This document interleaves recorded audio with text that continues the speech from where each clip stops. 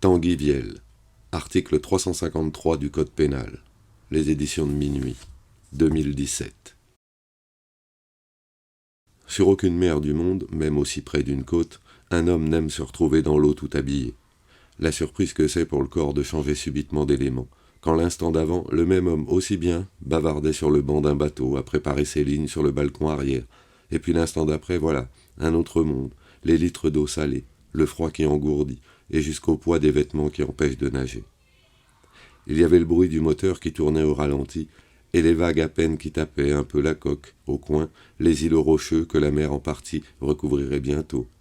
Et puis les sternes ou mouettes qui tournaient au-dessus de moi, comme près d'un chalutier, à cause de l'habitude qu'elles ont de venir voir ce qu'on remonte sur nos bateaux de pêche, en l'occurrence, un homard et 2 tourteaux. C'est ce qu'il y avait dans le casier quand on l'a hissé, qu'on l'a soulevé tous les deux par-dessus le bastingage.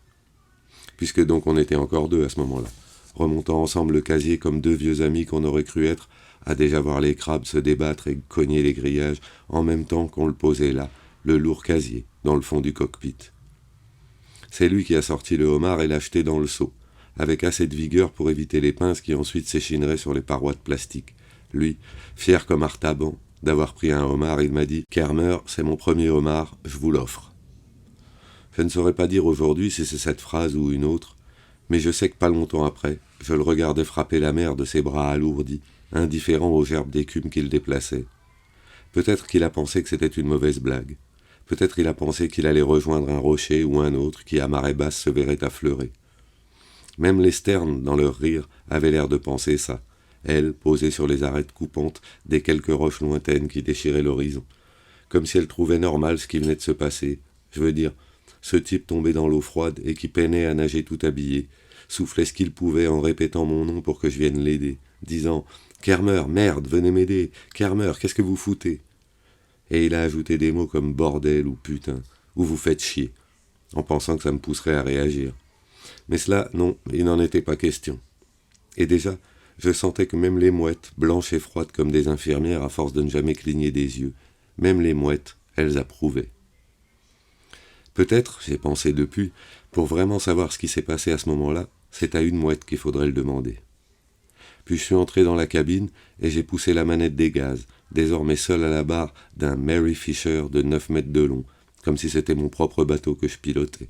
Assis sur le siège en cuir derrière la vitre piquée de sel, à mes pieds, les tourteaux résignés. De l'extérieur, sûrement, on aurait dit que j'étais un vieux pêcheur habitué à sa sortie quotidienne, silencieux par nature et les gestes bien réglés. Derrière moi, le sillage bruyant qui recouvrait ses cris. Alors j'ai poussé la manette un peu plus fort avec les 400 chevaux qui nous propulsaient, le bateau et moi, de sorte qu'en un quart d'heure à peine, j'ai fait les 5000 qui nous séparaient du port. 5000, c'est sûr, ça ne se fait pas à la nage, encore moins dans une eau fraîche comme elle l'est sur nos côtes au mois de juin, et quand bien même, 5000 nautiques, ça fait dans les 9 kilomètres. J'ai garé le bateau à la même place, là où on l'avait pris 1 heure plus tôt, ponton A, place 93.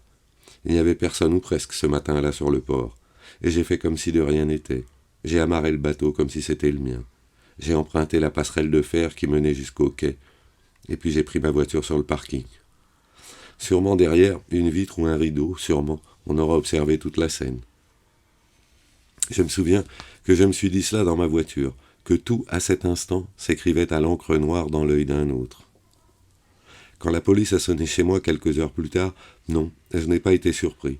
Je n'aurais pas su dire si c'était la gendarmerie ou la police nationale, mais je sais qu'ils étaient 4, 2 en uniforme devant la porte, 2 autres à peine plus discrets dans la fourgonnette au bout de l'allée. Sans doute, j'ai l'âme assez coupable pour ne pas être surpris de voir la loi fondre sur moi comme une buse et déjà planter ses griffes dans mes épaules. Et comme j'y pense désormais, même si je les avais vus venir de loin, même si j'avais scruté aux jumelles leur présence sur la route et que j'avais compris qu'ils étaient là pour moi, je n'aurais pas fait autrement.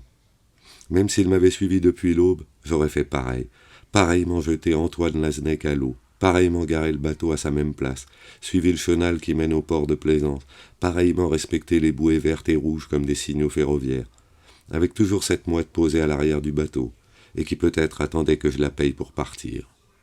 Elle, la mouette dans son œil rond sans paupières, on aurait dit qu'elle insistait pour faire partie de l'histoire, comme un témoin inflexible qui pourrait se tenir à la barre de tous les tribunaux du monde. Et j'avais juste envie de lui dire que j'irais de moi-même au tribunal, que je n'avais pas l'intention de me soustraire à la loi. J'avais envie de lui dire « Moi aussi je suis une mouette, moi aussi je plane au-dessus de l'eau. Je sens bien que je n'ai plus de chair vraiment. Et alors je survole la mer et les bateaux sur le port, et je suis une mouette, voilà. Je suis une mouette dans la brume du port, et je vois se dessiner la ville, et elle semble écrite dans une langue que je ne comprends pas.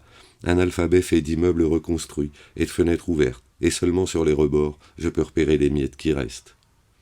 Oui, je suis une mouette, et moi aussi j'attends l'aube, que les gens mettent leurs poubelles sur la rue, parce qu'ici les gens ont compris qu'on ne pouvait pas mettre ses poubelles dehors pour la nuit, qu'on ne pouvait pas enfermer ses déchets dans un sac et seulement les jeter dehors. Non, ces poubelles, on doit les garder toute la nuit chez soi, près de son lit, pour être sûr qu'aucune mouette ne viendra les éventrer.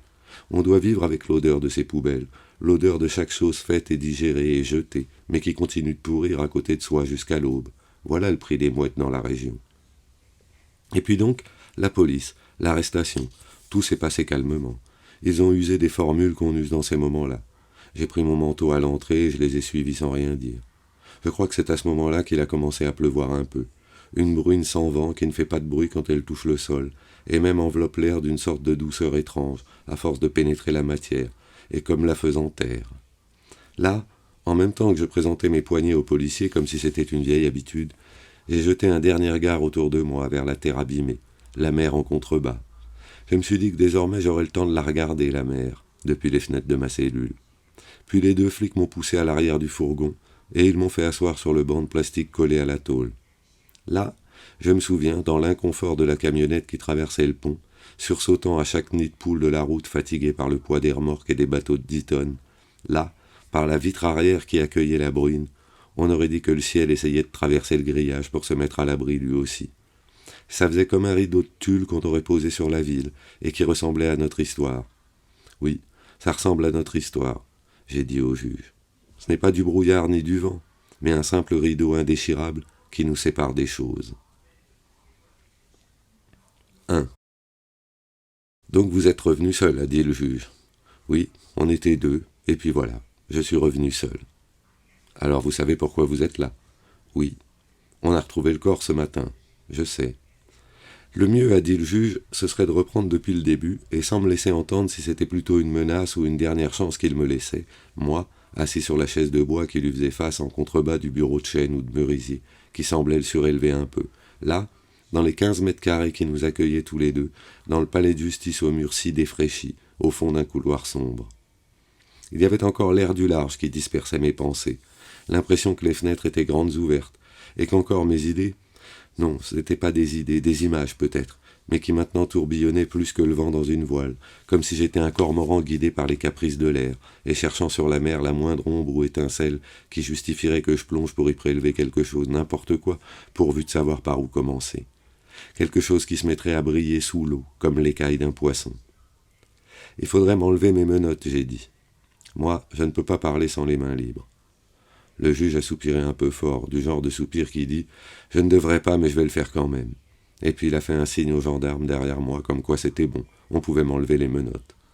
Pour un juge, il n'avait pas cette condescendance ou dureté, ni tout l'attirail que je m'étais représenté le concernant. Je veux dire, ni la barbe grise, ni l'embonpoint d'un quadragénaire. Non, ce juge-là, il avait 30 ans à tout casser, et on aurait dit qu'il avait envie de m'écouter.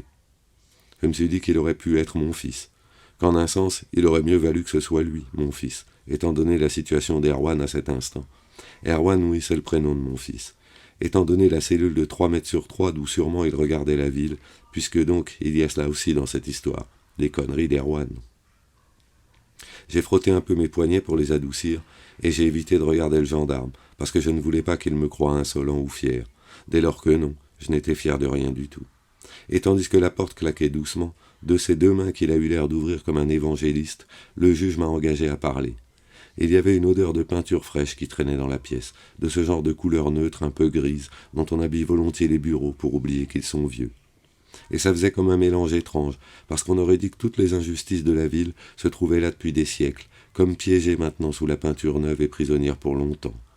Et je ne dis pas que j'étais détendu à ce moment-là, mais pour la première fois depuis des mois, je me sentais comme à ma place. D'ailleurs, à force d'aplomb dans ma voix, ou d'avoir l'air si à l'aise dans son bureau, je l'ai vu, le juge qui s'enfonçait dans son fauteuil de cuir et respirait plus largement, comme pour me dire qu'à partir de maintenant, oui, il comptait sur moi comme sur son code pénal, et répétant seulement « Depuis le début, monsieur Kermer, depuis le début ». Et il avait l'air d'avoir le temps. Il avait l'air de penser que si ça devait prendre 15 jours, il les prendrait, rien que pour comprendre je ne sais pas quel ressort caché de l'histoire. Alors j'ai dit « Une vulgaire histoire d'escroquerie, monsieur le juge, rien de plus ». Et pour la première fois, je ressentais toute l'affaire d'un seul mouvement, comme si, en disant cela, je l'avais photographiée depuis la Lune et que je regardais une planète prise dans ses grandes surfaces bleues. Une vulgaire histoire d'escroquerie, j'ai répété, et baissant le regard à hauteur du bois du bureau, une main posée à plat dessus, à demi cachée par les dizaines de dossiers entassés sur le cuir qu'il protégeait, écrit déjà sur beaucoup d'entre eux « Affaire Laznec ».